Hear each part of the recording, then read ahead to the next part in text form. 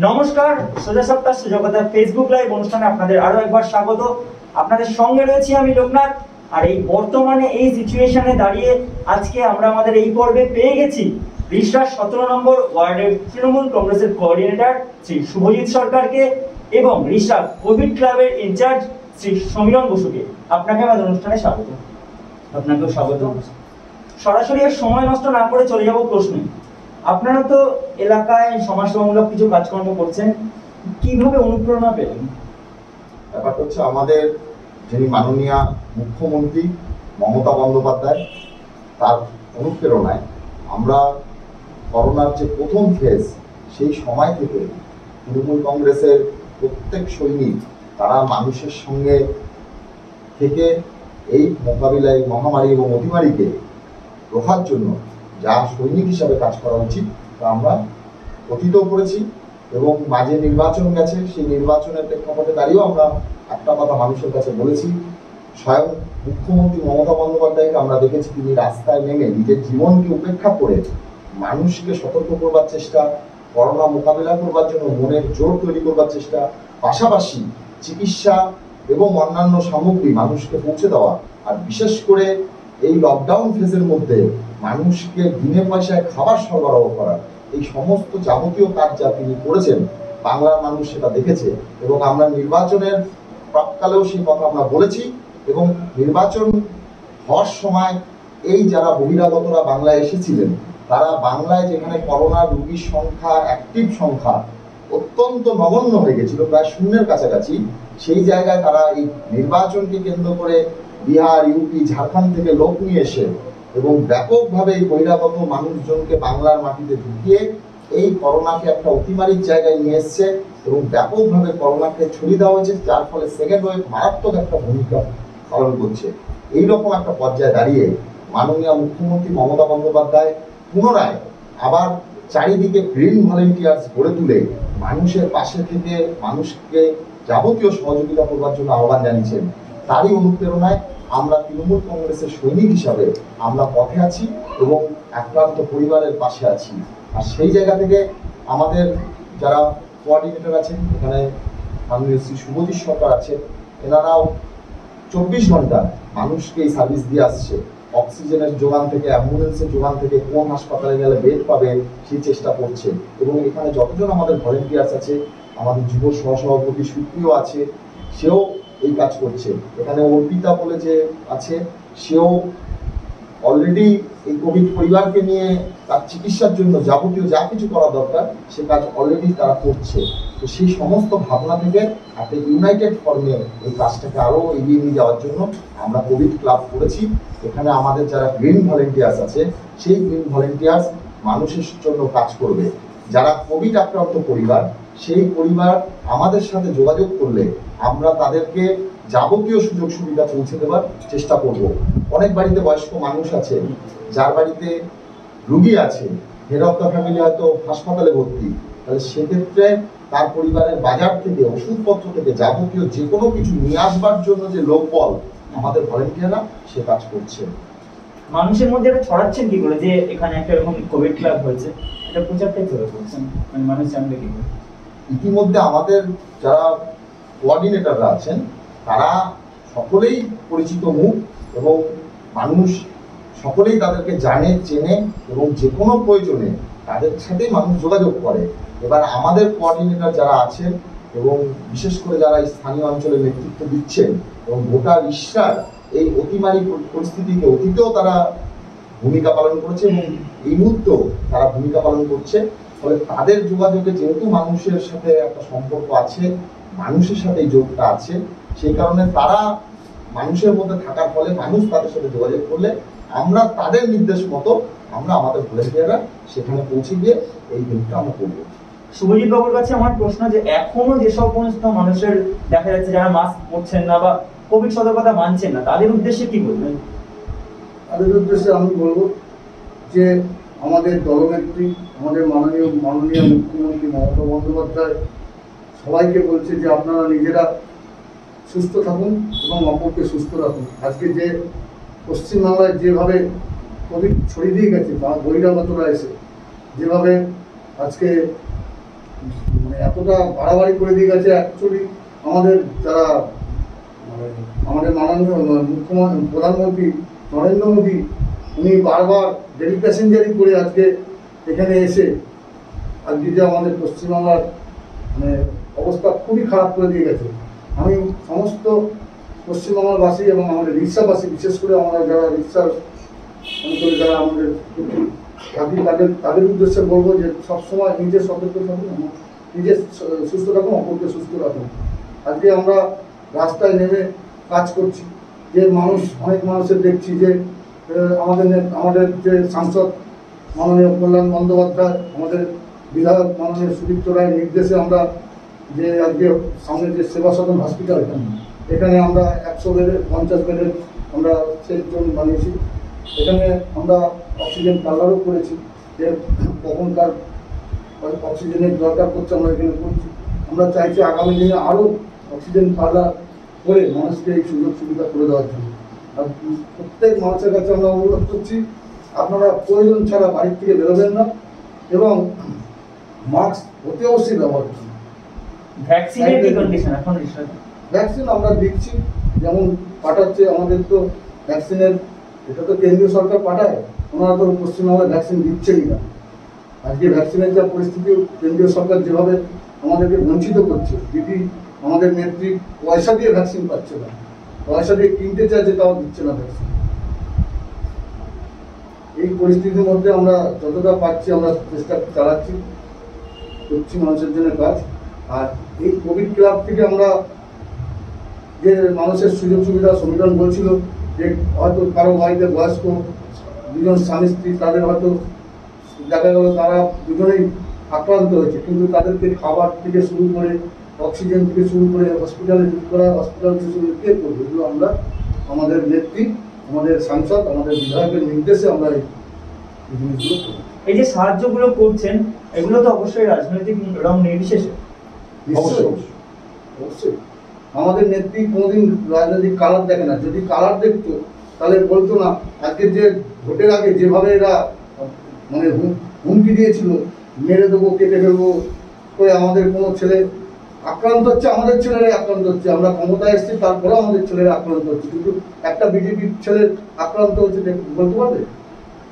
নিজেরা গোষ্ঠীদ্বন্দ্বে মারামারি করে আজকে এইগুলো প্রচার চালাচ্ছে। রাজনীতির ফাঁকা থেকে কোভিড নিয়ে আলোচনা বলছি, আপনি প্রশ্ন করলেন তাই আবার আপনার কাছে ফিরবো। এই সিচুয়েশনে কি কোনো কিছু আপনারা স্টোর করে রাখছেন আপদকালীন পরিস্থিতির জন্য, যেমন ধরুন অক্সিজেন বা অক্সিমিটার সহ? অক্সিজেনের জন্য আমাদের কোঅর্ডিনেটর সুবিশাটা বললো যে রিক্সাবাসীর উদ্দেশ্যে অলরেডি একটা অক্সিজেন পার্লার সেবা সদনে তৈরি হয়েছে। সরাসরি এইভাবে স্টোর করার কোনো বিষয় নেই। আমাদের হেল্পলাইন আছে, সেই হেল্পলাইনের মাধ্যমে আমরা যে সমস্ত ইমার্জেন্সি সার্ভিস আছে, অ্যাম্বুলেন্স হোক, অক্সিজেন হোক, যাবতীয় যে সমস্ত প্রয়োজন আছে সেগুলো আমাদের ভলেন্টিয়াররা তাকে আনিয়ে ব্যবস্থা করে দেওয়া হবে। আর যে সেফ জোন করা হয়েছে এবং অক্সিজেন পার্লার রয়েছে, সেখানেও মানুষ গেলে সেখানে অক্সিজেনের ইয়েটা পাবে, সার্ভিসটা পাবে। নিজেরা কিভাবে প্রোটেকশন নিচ্ছেন? আমরা যতটুকু চেষ্টা করছি যে স্বাস্থ্যবিধি আছে সেই স্বাস্থ্যবিধি মেনে কাজ করবার, যেমন গ্লাভস, স্যানিটাইজার ইউজ করা, মাস্ক পরা এবং এই যাবতীয় যা কিছু দেখছেন আমাদের ভলেন্টিয়াররা ইতিমধ্যে করে আছে। তো এই ধরনের যতটা সেফ রাখা যায় নিজেদেরকে, সেই জায়গা থেকে এই স্বাস্থ্যবিধিকে মেনে আমরা চলবার চেষ্টা করছি। তার পাশাপাশি ঝুঁকি তো একটা আছেই, কিন্তু এই বিপদের মুহূর্তে আমাদের যারা সৈনিক তারা এই ঝুঁকিটাকে বহন করে মানুষের জন্যই কাজ করবে। পিপিই কিটের কি কোনো ভাবনা রয়েছে? পিপিই কিট পরেই আমাদের ছেলেরা বা আমাদের যারা কাজ করছে, যেমন অ্যাম্বুলেন্সে যারা কাজ করছে কিছু ছেলে, তারা পিপিই পরেই যাচ্ছে। আর যারা সরাসরি রোগীর সাথে কন্ট্যাক্ট করছে আর কি, যারা সরাসরি রোগীর কন্ট্যাক্টে যাচ্ছে। আমাদের আরেকটা কথা বলি, সবার কাছে আমাদের বিশ্বাস, সমস্ত নাগরিকদের কাছে আমাদের চেয়ারম্যানের নাম্বার দেওয়া আছে, আমাদের যে নোডাল অফিসার অসিতবাবু গাঙ্গুলির নাম্বার দেওয়া আছে, আমাদের নাম্বার দেওয়া আছে, সংবিধানের নাম্বার দেওয়া আছে, মনোজ গোস্বামী যে মানে সামনে থেকে কাজ করছে তারও নাম্বার দেওয়া আছে। হ্যাঁ, আমরা সবাই মিলে সবার কাছে আমাদের নাম্বার দেওয়া আছে। রাত দিন যখন যার প্রয়োজন আমাদের ফোন করবে, আমরা আমাদের যে কোভিড ক্লাব তাদের কাছে ফিরছি আবার আপনার কাছে। এই যে বর্তমানে দেখা যাচ্ছে আংশিক লকডাউন, সেক্ষেত্রে অনেক দুস্থ মানুষেরই অসুবিধা হচ্ছে, তাদের পাশে কিভাবে দাঁড়াচ্ছে? দেখুন, লকডাউন তো আংশিকভাবে তো দিদি তো লকডাউন করেনি, কারণ জানি আমরা মানুষের মানে আর্থিক অবস্থাটা খারাপ হয়ে যাবে, সেই হিসাবে নিজেকেও বাঁচতে হবে এবং অপরকেও বাঁচাতে হবে। সেই হিসাবে আমরা বলেছি যে আংশিকভাবে লকডাউন করে অন্তত নিজেকে যেটুকু আয় রোজগার হয় চলবে, তারপরে তো আমরা আছি। আর দুস্থদের পাশে কিভাবে প্রত্যক্ষভাবে দাঁড়াচ্ছে? গত বছরও ছিলাম আমরা, গত বছরের লকডাউনের সময় আমরা ছিলাম, দিদি ছিল রাস্তায় নেমে কাজ করেছে, আমাদের সাংসদ রাস্তায় নেমে কাজ করেছে, আমাদের বিধায়ক কাজ করেছে, আমরাও সমস্ত কোঅর্ডিনেটর চেয়ারম্যান থেকে শুরু করে আমাদের যত ওয়ার্কার মানে আমাদের দিদির যারা দলের কর্মী তারা সবাই রাস্তায় নেমে কাজ করেছে, অন্য কাউকে তো দেখা যায়নি, আমরাই কাজ করেছি। মানুষ তার জবাবও দিয়েছে। এবারে আপনার কাছে ফিরছি, মানুষ কিভাবে সাড়া দিচ্ছে আপনাদের এই কাজকর্মে, বা কি কমপ্লিমেন্ট পাচ্ছেন? সারার বিষয় না, ব্যাপারটা হচ্ছে যেটা চলছে সেটা রোগ যে অতিমারী পরিস্থিতি, এটা অত্যন্ত দুর্ভাগ্যজনক এবং আমাদের প্রচুর কর্মী, আমাদের প্রচুর নেতৃত্ব তারাও এই রোগে আক্রান্ত হয়েছেন। ফলে এখানে সাড়া পাওয়া বা পপুলারিটি বা এটাকে ক্লাস করার বা একটা কোনো দলীয়ভাবে এটা একটা কোনো প্রতিযোগিতা কাউকে প্রথম হতে হবে বিষয়টা তা নয়। এটা সমাজের খুব প্রয়োজন একে অপরের পাশে দাঁড়ানো। আর এই একে অপরের পাশে দাঁড়ানোর শুধুমাত্র আমরা যে শক্তিটা নিয়ে করছি সেই শক্তিটাই আমি মনে করি না। আমরা সমাজের কাছে একটা বার্তা রাখতে চাই, সমস্ত স্বেচ্ছাসেবী সংগঠন, ক্লাব সংগঠন তারা যাতে এইভাবে এই কোভিড মোকাবিলায় এগিয়ে আসে এবং যাদের যতটুকু সাধ্য তারা যাতে এই অতিমারীকে মোকাবিলা করার জন্য কাজ করে। মমতা বন্দ্যোপাধ্যায় তার ইতিমধ্যে যেটা ঘোষণা ছিল, বিনা পয়সায় রেশন মানুষ পাচ্ছিল, তার সঙ্গে দুয়ারে রেশন পৌঁছবে। ফলে খাবারের যে নিশ্চিত যে ভাবনা, সেই জায়গাটাকে তিনি নিশ্চয়তার জায়গাটাকে ঠিক করেছেন। ফলে না খেয়ে বাংলার মানুষ আজকে আর কেউ মরে না। ফলে আজকে বাংলার মানুষের খাদ্যের যে মৌলিক অধিকার সেই জায়গাটা অত্যন্ত সুনিশ্চিত। এবার রুটি রুচি সংস্থানের প্রশ্নে এই রোগকে মোকাবিলা করার ক্ষেত্রে সমাজের প্রত্যেকটা স্তরের মানুষকেই কিছুটা কষ্ট সইতে হচ্ছে। কারণ হচ্ছে আগে জীবন বাঁচলে সব বাঁচবে। আর সবচেয়ে বড় কথা হচ্ছে একজন আক্রান্ত হলে শুধুমাত্র সে আক্রান্ত হওয়ার বিষয়টা তার ব্যক্তিগত নয়, এটার সাথে সমাজও যুক্ত। কারণ সেই মানুষটি রোগ বহন করছে, যে মানুষটি রোগ বহন করছে সে যে দলেরই হোক, যে জাতিরই হোক, যে মানুষই হোক, সে যেহেতু মানুষ, ফলে সেই মানুষ আক্রান্ত হওয়ার মধ্য দিয়ে সমাজের অন্য মানুষও আক্রান্ত হবে এবং এটা কমিউনিটি ফর্মে একটা ব্যাপক রূপ নেবে।